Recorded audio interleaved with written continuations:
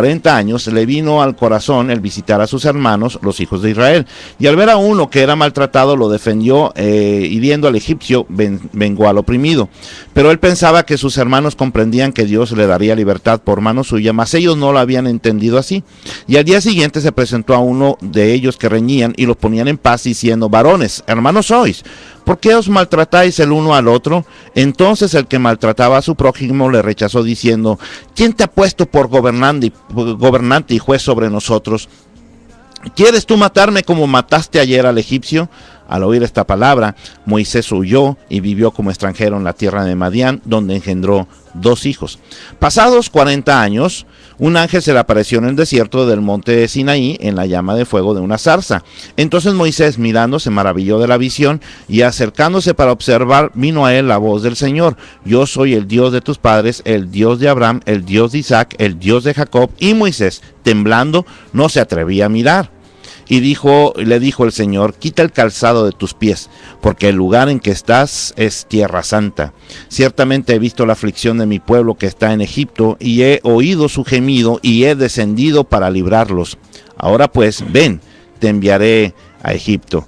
A este Moisés, a quien habían rechazado diciendo: ¿quién te ha puesto por gobernante y juez? A este lo envió Dios como gobernante y libertador por mano del ángel que se le apareció en la zarza. Este lo sacó habiendo hecho prodigios y señales en tierra de Egipto y en el Mar Rojo y en el desierto por 40 años. Este Moisés es el que dijo a los hijos de Israel: profeta os levantará el Señor vuestro Dios entre vuestros hermanos, como a mí, a él oiréis. Este es aquel Moisés que estuvo en la congregación en el desierto con el ángel que le hablaba en el monte Sinaí y con nuestros padres, y que recibió palabra de vida que damos, al cual nuestros padres no quisieron obedecer, sino que le desecharon, y en sus corazones se volvieron a Egipto. Cuando dijeron a Aarón: haznos dioses que vayan delante de nosotros, porque a este Moisés que nos sacó de la tierra de Egipto no sabemos qué le haya acontecido. Entonces hicieron un becerro de oro y ofrecieron sacrificios al ídolo, y en las obras de sus manos se regocijaron. Y Dios se apartó y los entregó a que rindiesen culto al ejército del cielo, como está escrito en el libro de los profetas. ¿Acaso me ofrecisteis víctimas y sacrificios en el desierto por 40 años, casa de Israel? Antes bien llevasteis el tabernáculo de Moloc y la estrella de vuestro dios Renfán, figuras que os hicisteis para adorarlas. Os transportaré pues más allá de Babilonia. Tuvieron nuestros padres el tabernáculo del testimonio en el desierto, como había ordenado Dios cuando dijo a Moisés que lo hiciese conforme al modelo que había visto, el cual, recibido a su vez por nuestros padres, lo introdujeron con José. Al tomar posesión de la tierra de los gentiles, a los cuales Dios arrojó de la presencia de nuestros padres hasta los días de David, este halló gracia delante de Dios y pidió proveer tabernáculo para el Dios de Jacob, mas Salomón le edificó casa, si bien el Altísimo no habita en los templos hechos de mano, como dice el profeta. El cielo es mi trono y la tierra el estrado de mis pies. ¿Qué casa me edificaréis?, dice el Señor, o cuál es el lugar de mi reposo. ¿No hizo mi mano todas estas cosas? Duros de cerviz e incircuncisos de corazón y de oídos, vosotros resistís siempre al Espíritu Santo como vuestros padres, así también vosotros. ¿A cuál de los profetas no persiguieron vuestros padres y mataron a los que anunciaron de antemano la venida del justo, de quien vosotros ahora habéis sido entregadores y matadores? Vosotros que recibisteis la ley por disposición de ángeles y no la guardasteis. Oyendo estas cosas, se enfurecían en sus corazones y crujían los dientes contra él. Pero Esteban, lleno del Espíritu Santo, puesto los ojos en el cielo, vio la gloria de Dios y a Jesús que estaba a la diestra de Dios, y dijo: he aquí, veo los cielos abiertos y al Hijo del Hombre que está a la diestra de Dios. Entonces ellos, dando grandes voces, se taparon los oídos y arremetieron contra él, y echándole fuera de la ciudad le apedrearon. Los testigos pusieron sus ropas a los pies de un joven que se llamaba Saulo, y apedreaban a Esteban, mientras él invocaba y decía: Señor Jesús, recibe mi espíritu. Y puesto de rodillas, clamó a gran voz: Señor, no les tomes en cuenta este pecado. Y habiendo dicho esto, durmió. Hermoso, hermoso. Decía que se oye así como que muy largo, como para invertir mucho tiempo. Pero la verdad es que si usted quiere conocer la formación de la nación de Israel en muy poco tiempo, pregúntele a Esteban. y lo consulta ahí en el capítulo 7 del libro de los Hechos, hace un resumen perfecto, detallado del origen de la historia de la nación de Israel, Pastor Samuel.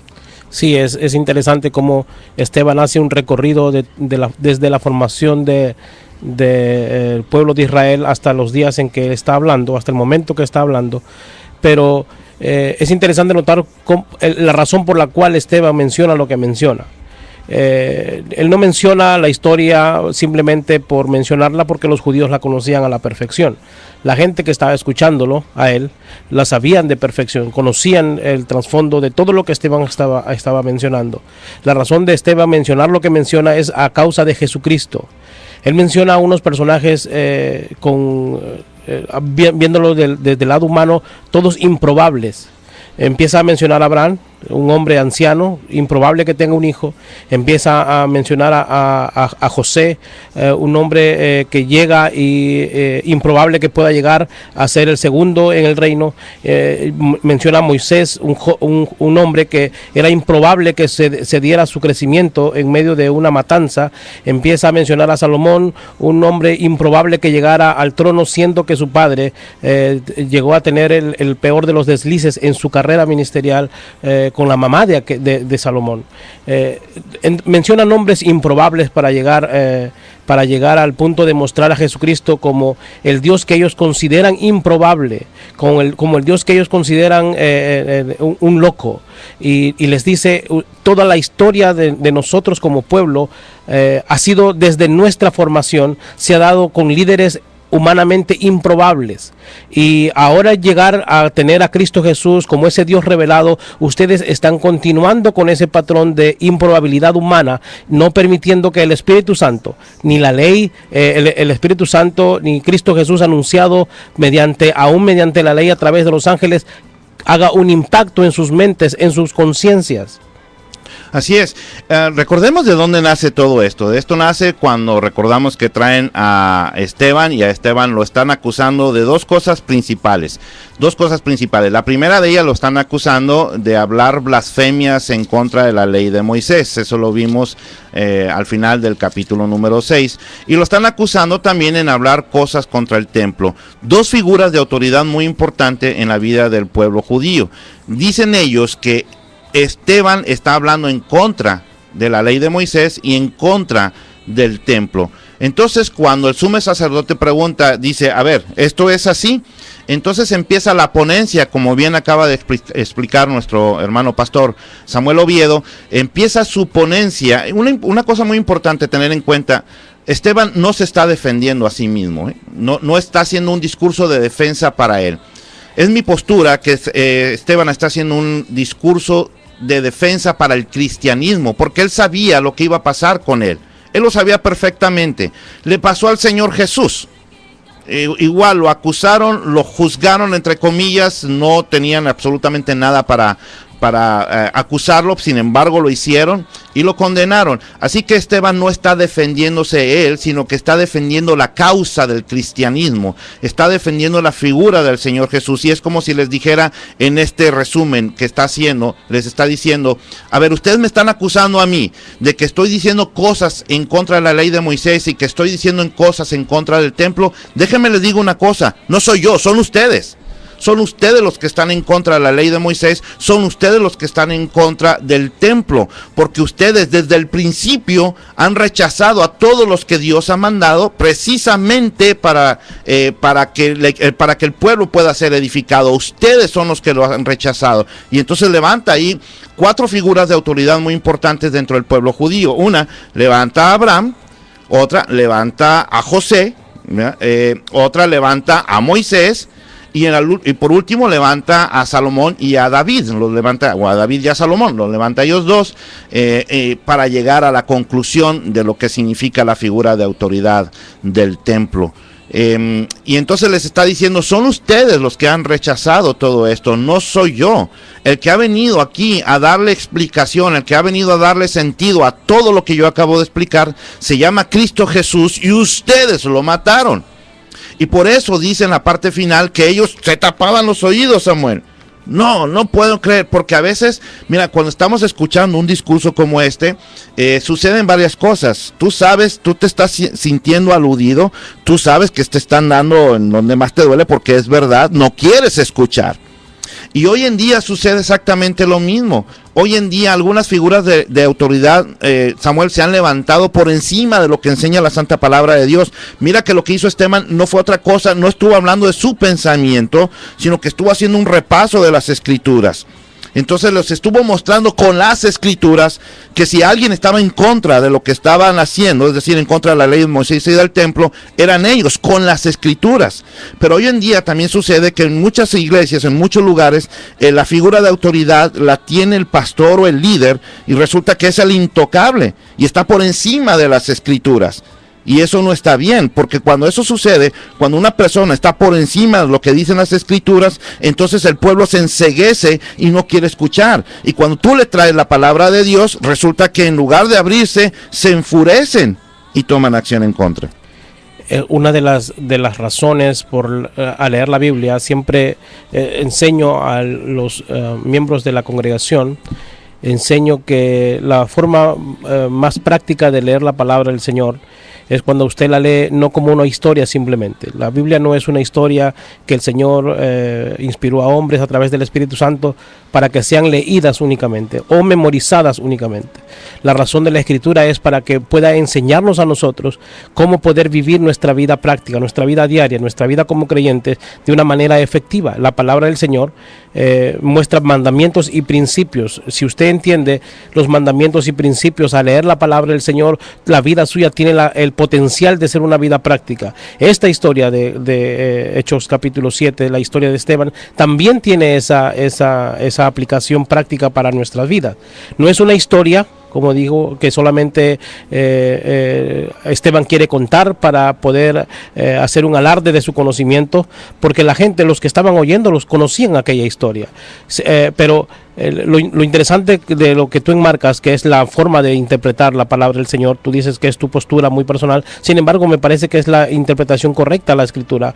Esteban no está haciendo una defensa, una autodefensa para salir del paso ante las acusaciones. Esteban está mostrando el resultado de la Escritura, del conocer la palabra revelada. Se llama convicciones. Esteban está mostrando sus convicciones.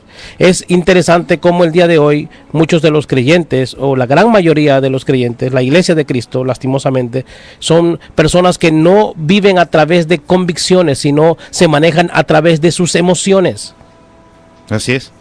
Así es, y por eso es importante, precisamente por eso es importante, y por eso el énfasis que hacemos siempre de todo lo que hacemos y todo lo que decimos tiene que estar fundamentado en la santa palabra de Dios, para que sea la palabra de Dios la que produce el efecto que el Señor quiere, aquel efecto que dijo allá en el libro de Isaías, que la palabra que Él envía no vuelva a Él vacía, sino que sea prosperada en aquellos a los que se envió, y para que pueda dar fruto esa palabra que ha sido enviada. Entonces es tan importante estar fundamentados en la santa palabra de Dios, en lugar de estar fundamentados en opiniones, en ideas, en filosofías, en creencias, y sobre todo estar cerrados a escuchar la palabra de verdad. Yo creo que este es el primer ejemplo, uno de los primeros ejemplos de lo que es verdaderamente apologética en la historia del Nuevo Testamento. Apologética en el sentido de, la apologética significa la defensa de la fe, pero lo estoy hablando en el sentido de utilizar las Sagradas Escrituras como el elemento para comprobar que alguien está equivocado. O sea, cuando alguien viene con ideas raras, con ideas extrañas, uno no le contesta con opiniones, porque entonces, pues tu opinión debe ser tan respetable como la mía, Samuel, ¿estás de acuerdo? Claro que sí, claro. Pero que cuando ponemos la palabra de Dios enfrente, entonces ya no es tú, ya no soy yo, es Dios el que está hablando, y a Dios no se le discute, a Dios se le obedece. Y el propósito de presentar convicciones no es demostrar el error únicamente en la otra persona, sino a través de la exposición de la palabra con autoridad, con convicciones, produce en las personas lo que produjo en la historia que me imagino que tú, tocando Hechos, viste en el capítulo 2 con Pedro. Pedro hace quizás la misma defensa de su fe, hace una defensa de su fe en Cristo Jesús, muestra la misma o parte de la exhortación que Esteban hace, lo hace ante un grupo completamente diferente, pero legalista al fin, y produce otro efecto. No solamente les muestra sus errores, Pedro, si recuerdan el capítulo 2, él confronta a la gente que está escuchándolo, él confronta a la gente que con las mismas palabras casi calcadas de Esteban, y produce algo completamente diferente en relación a la experiencia de Esteban. Dice que Pedro, después de que todos escucharon lo que él les dijo, la gente respondió y dijo: ¿qué vamos a hacer? Compungidos de corazón. Sin embargo, en la experiencia de Esteban no ocurre lo mismo. ¿Qué pasó ahí? ¿Qué sucedió ahí? ¿No es el mismo Espíritu Santo, las mismas convicciones escriturales que defendía tanto Pedro como Esteban? ¿Por qué un resultado completamente diferente?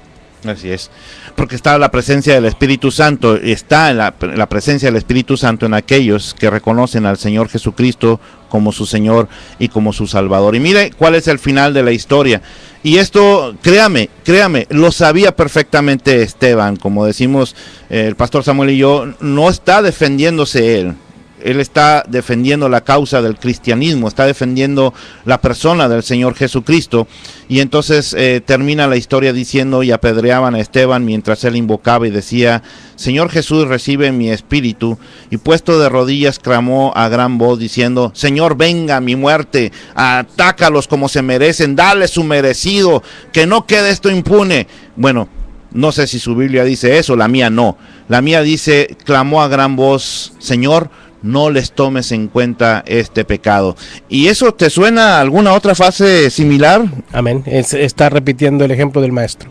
Nada más y nada menos, allá en la cruz del Calvario, cuando el Señor Jesucristo está siendo crucificado, y entonces Él no está pidiendo venganza para nadie, sino que, por el contrario, perdón para todos.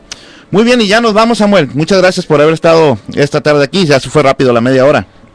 Muchas gracias por la invitación, mi hermano, y adelante con la misión que Dios te ha encomendado. Gracias por la invitación, me sentí muy cómodo de compartir cabina. Dios te bendiga. Amén. Igualmente, mi hermano. Queremos recordarles que la librería Vida Nueva se encuentra localizada en el 2909 al norte de la Avenida Central, aquí en Chicago, Illinois, con teléfono 773-481-2554. Aquí usted puede empezar a formar su biblioteca completa. Así que en nombre de todo el equipo de producción de Radiovisión, de su servidor, el pastor Oscar Salinas, Martelena Polo Coller, que ya regresa aquí el lunes, ya está con nosotros, y de mi amado hermano y amigo pastor Samuel Oviedo, queremos darle las gracias a todos ustedes por su sintonía a este programa, y queremos invitarles a que nos vuelvan a sintonizar el próximo lunes de 1 a 1:30 de la tarde. Mientras tanto, los dejamos con la buena programación de Radiovisión, la frecuencia que te bendice. Que tengan una excelente fin de semana. Hasta la próxima.